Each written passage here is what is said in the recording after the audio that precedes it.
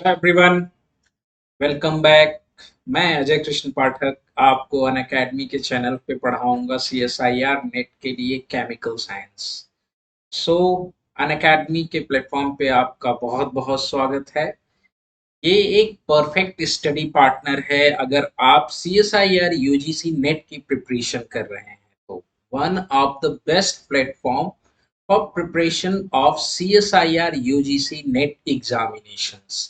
यहाँ पे chemical science के लिए मैं टीच करूंगा, केमिकल साइंस में आपको पढ़ाऊंगा इस प्लेटफॉर्म पे।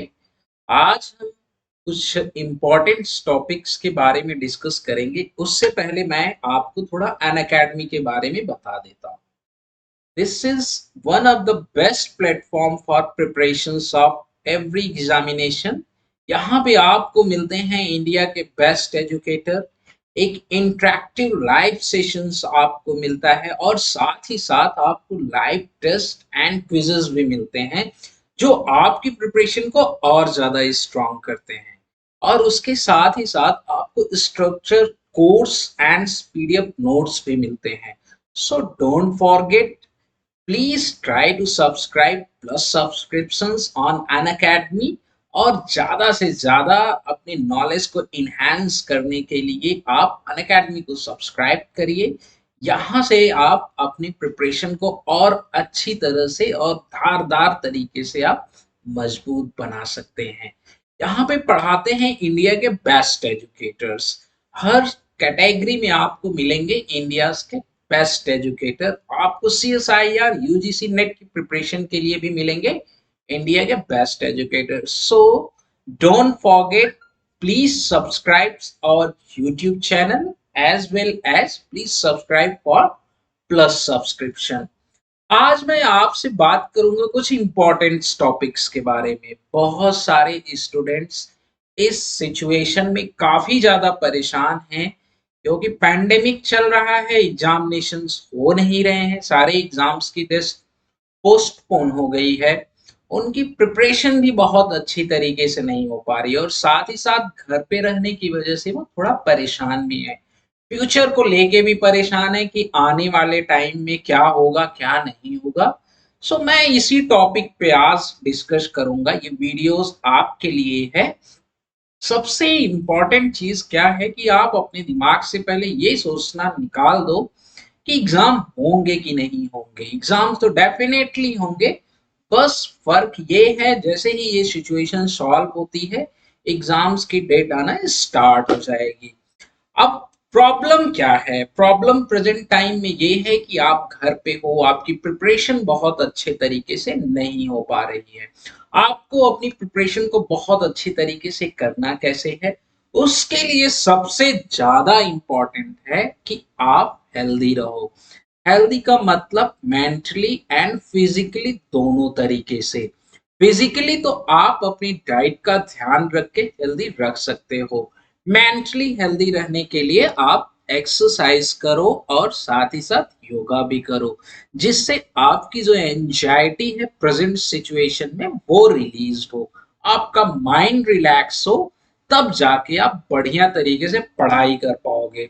तो सबसे ज्यादा इंपॉर्टेंट है, पहले अपना ध्यान रखिए, बढ़िया खाना पीना खाइए, एक्सरसाइज करिए, योगा करिए, उसके बाद कुछ और सोचिए। जब आप फिजिकली एंड मेंटली हेल्दी रहेंगे तो आप अपनी पढ़ाई को बहुत आसानी से कंटिन्यू कर सकते हो।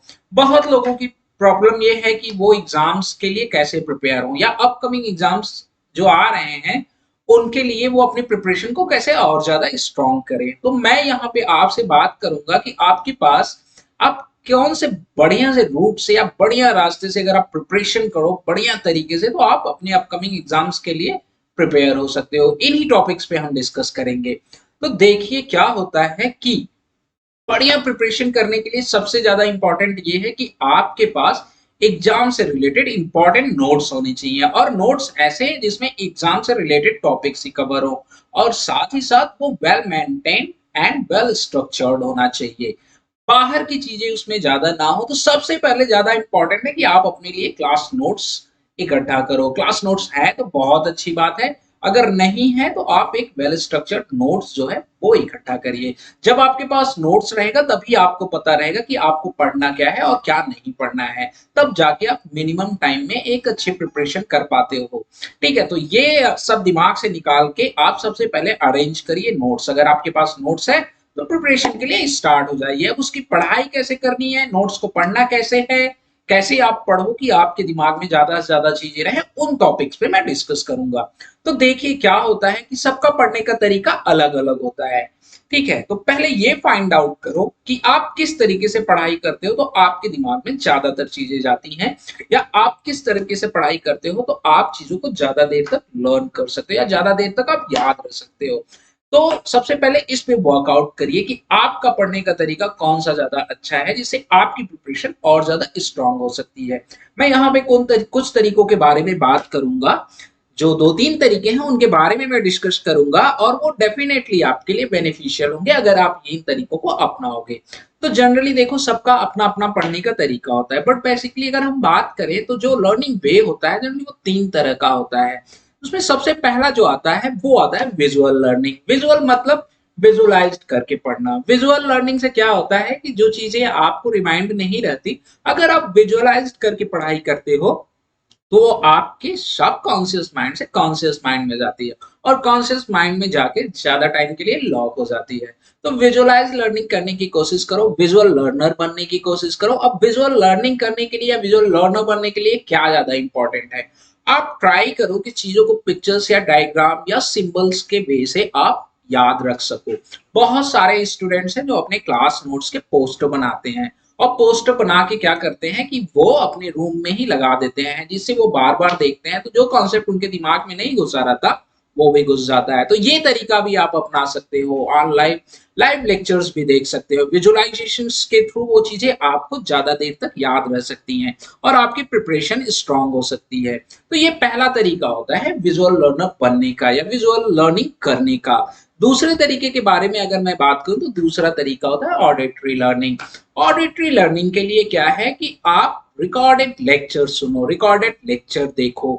जब आपका पढ़ने का मन नहीं हो तो ट्राई किया करो कि जब आप पहले पढ़ाई कर रहे हो अपने क्लास नोट्स की तो उसकी रिकॉर्डिंग कर लो, और उस रिकॉर्डिंग को बाद में जब आप कभी भी फ्री रहो, घूमते टहलते वॉक करते, आप उस रिकॉर्डिंग को खुद सुनो। तो बहुत सारी चीजें ऐसी होंगी जो आप देखोगे कि आप क्लास नोट्स पढ़ते वक्त आपके दिमाग में नहीं गई, लेकिन जब आप रिकॉर्डिंग सुन रहे हो तो आपके दिमाग में बहुत अच्छी तरीके से जा रही है। तो ऑडिटरी लर्निंग का भी तरीका बहुत अच्छा है।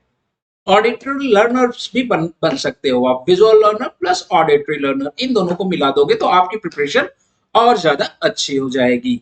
अगर मैं तीसरे तरीके के बारे में बात करूं तो तीसरा तरीका होता है टैक्टाइल लर्नर्स का या टैक्टाइल लर्निंग की। अब टैक्टाइल लर्नर्स या टैक्टाइल लर्निंग के लिए ज्यादा इंपॉर्टेंट क्या है कि आपकी लर्निंग पहले हुई हो, आप विजुअल लर्निंग कर चुके हो। ठीक है, अगर आपकी लर्निंग हुई हो तो टैक्टाइल लर्नर की तरह आप मूव कर सकते हो। इसके लिए ज्यादा इंपॉर्टेंट क्या है कि आप ग्रुप डिस्कशन करो। देखो क्या है कि प्रेजेंट टाइम में ढेर सारे सोशल मीडियाज के ऑप्शंस हैं। सोशल मीडियाज पे आप अपने स्टूडेंट से कनेक्ट हो, ग्रुप बनाओ, कांटेक्ट में रहो उनके साथ। बहुत सारी ऐसी चीजें होती हैं जो आप पढ़ाई करते हो तो आपके दिमाग में नहीं होती है या आप नहीं समझ पाते हो, लेकिन आपके साथ का जो दूसरा है वो उस चीज को बहुत अच्छी तरीके से समझ चुका होता है। तो आप उसके साथ अगर ग्रुप डिस्कशन करोगे तो ये आपके लिए काफी बेनिफिशियल होगा। ग्रुप डिस्कशन कभी भी हार्मफुल नहीं होता है, लेकिन ज्यादातर लोग ये सोचते हैं कि ग्रुप डिस्कशन करने से उन्हें दूसरे को उनका नॉलेज लेवल पता चल जाएगा। तो ये दिमाग से निकाल दीजिए और ग्रुप डिस्कशन की तरफ फोकस करिए। ग्रुप डिस्कशन करोगे तो बहुत सारे डाउट आपके जो हैं आपके फ्रेंड सर्किल में ही क्लियर हो जाएंगे। ये तरीका बहुत अच्छा होता है। तो तीन तरीके होते हैं आपकी लर्निंग के, visual learning, tactile learning and auditory learning. ठीक है, तो इसमें से तीनों को अगर आप फॉलो करोगे तो तीनों से आप बहुत अच्छी प्रिपरेशन कर सकते हो। तो ट्राई करो आपकी जिको सबसे ज्यादा कंफर्टेबल किसमें फील कर रहे हो। अगर आप तीनों में कंफर्टेबल फील कर रहे हो तो बहुत अच्छी बात है, कोई भी अपनाओ आप, लेकिन अपनी प्रिपरेशन को स्ट्रांग करो। तो ट्राई करो आप बेस्ट प्रिपरेशन करने की। ठीक है, पढ़ाई करने के लिए देखो क्या है ना कि पहले आप अपने मन को लगाओ। अगर इन तरीकों से पढ़ाई करते हो तो आपका मन और ज़्यादा पढ़ाई में लगेगा और आपको पढ़ाई जो है वो बोरिंग नहीं लगेगी और आने वाले एग्ज़ाम्स के लिए आप बहुत अच्छी तरीके से प्रिपेयर हो सकते हो। अगर आप पढ़ाई आपने कर ली तो अब ज़्यादा इम्पोर्टेंस क्या होता है कि रिवीज़न। आपका एक रिवीज़न शेड्यूल होना चाहिए डेली का। अगर आप डेली रिवीजन कर रहे हो तो आपने जो पढ़ा वो चीजें आपको बहुत अच्छी तरीके से याद रहेंगी। विदाउट रिवीजन क्या होता है कि चीजें भूल जाती हैं, तो बहुत ज्यादा जरूरी है कि आप रिवीजन करो। Revision one of the most important point. और एक शेड्यूल मेंटेन करो आप अगर कर सकते हो। जनरली लोगों का तरीका अलग होता है। आप जब भी मॉर्निंग, इवनिंग, आफ्टरनून, इन तीनों में से कोई भी टाइम आप डिसाइड करो कि इस टाइम पे आप अगर पढ़ाई करते हो या रिवाइज करते हो तो आपके दिमाग में चीजें बहुत आसानी से घुसती हैं या आपको बहुत अच्छी तरीके से समझ में आता है। तो कोई भी टाइम आप डिसाइड करो और डेली की स्टडी का रिवीजन करो। डेली की स्टडी का रिवीजन अगर आप डेली कर लिया करोगे तो बर्डन आपके ऊपर नहीं आएगा। और रिवीजन करने से क्या होता है कि चीजें बहुत अच्छी तरीके से समझ में आती हैं। जितनी बार आप रिवीजन करोगे उतना ही आपके लिए अच्छा होगा। तो रिवीजन बड़ा इंपॉर्टेंट होता है लर्निंग के बाद। अगर आपने लर्निंग कर ली तो रिवीजन जरूर करो। उसके बाद अगर हम बात करें तो लास्ट में जो चीज आती है लर्निंग और रिवीजन के बाद, जो लास्ट में चीज आती है वो आती है प्रैक्टिस। विदाउट प्रैक्टिस आप कुछ नहीं कर सकते। ठीक है, बिना प्रैक्टिस किए आपको कुछ नहीं समझ में आएगा कि आपको चीजों को अप्लाई कैसे करना है। तो पढ़ने के बाद क्वेश्चंस की प्रैक्टिस बड़ी इंपॉर्टेंट है। क्वेश्चन की प्रैक्टिस के लिए आप डेली प्रैक्टिस प्रॉब्लम्स आप कहीं से भी लेके सॉल्व कर सकते हो। प्रीवियस ईयर के क्वेश्चन पेपर सॉल्व कर सकते हो।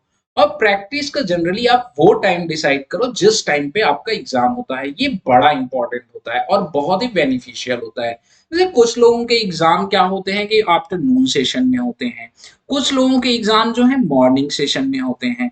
तो आप ट्राई करो कि अगर मॉर्निंग सेशन में एग्जाम है 9 से 12, आफ्टरनून में अगर आपका एग्जाम है 2 से 5, तो वो वाला टाइम स्लॉट डिसाइड करो और उसी टाइम स्लॉट में आप अपने एक स्ट्रक्चर्ड एग्जाम्स में जितने क्वेश्चंस पूछे जाते हैं उतने तरह के क्वेश्चंस की प्रैक्टिस करो। उससे क्या होगा कि जब आप एग्जामिनेशन हॉल में जाओगे तो आपको प्रॉब्लम नहीं होगी। एग्जामिनेशन हॉल में आप बहुत ही कंफर्टेबल फील करोगे बिकॉज आपने वो टाइम भी डिसाइड कर लिया। मीन्स उस टाइम के जो टाइम स्लॉट है उसके आप एडिक्टिव हो चुके हो, तो बैठने में भी आपको दिक्कत नहीं होगी और आपको पता नहीं चलेगा कि 3 घंटे आपके एग्जामिनेशन हॉल में बीत कैसे गए। तो प्रैक्टिस बहुत इंपॉर्टेंट है। बिना प्रैक्टिस आप कुछ नहीं कर सकते। प्रैक्टिस जब तक आप नहीं करोगे तब तक आप एग्जामिनेशन हॉल में कंफर्टेबल फील नहीं करोगे और आप अच्छे क्वेश्चन, सारे क्वेश्चन अटेम्प्ट करने में आपको बड़ी प्रॉब्लम होगी और आपके मार्क्स पे बहुत फर्क पड़ेगा। तो देखो, लर्निंग करने के बाद रिवीजन एंड रिवीजन के बाद प्रैक्टिस, ये तीनों बड़ी इंपॉर्टेंस होती है। अब आप देखो कि आप किन किस चीजों में कंफर्टेबल फील करते हो। अगर आप तीनों तरह के लर्निंग वे को अडॉप्ट कर लेते हो तो आपके लिए बड़ा अच्छा रहेगा। लेकिन लर्निंग के बाद रिवीजन एंड रिवीजन के बाद प्रैक्टिस बिल्कुल मत भूलना, तभी जाके आप कंप्लीटली प्रिपेयर हो पाओगे।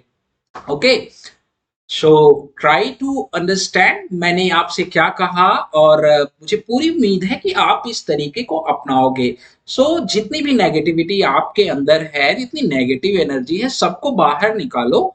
समय अब पूरा है, बीत जाएगा, आपके एग्जाम्स होंगे और अपनी प्रिपरेशन को कंटिन्यू किए रहो। ठीक है, जिसने नहीं किया अभी तक वो स्टार्ट हो जाए और स्टार्ट होके अपनी प्रिपरेशन को और ज्यादा मजबूत कर लो। फॉरगेट एवरीथिंग, पास्ट में क्या हुआ क्या नहीं हुआ, फ्यूचर पे कंसंट्रेट करो, वो आपके लिए ज्यादा अच्छा होगा। Okay, thank you. Don't forget to like and subscribe my channel. अगले अगले वीडियोस में मैं आपको कुछ ऐसी इंटरेस्टिंग बातों के साथ मिलूंगा जो आपके लिए काफी ज्यादा बेनिफिशियल होगी। Thank you very much.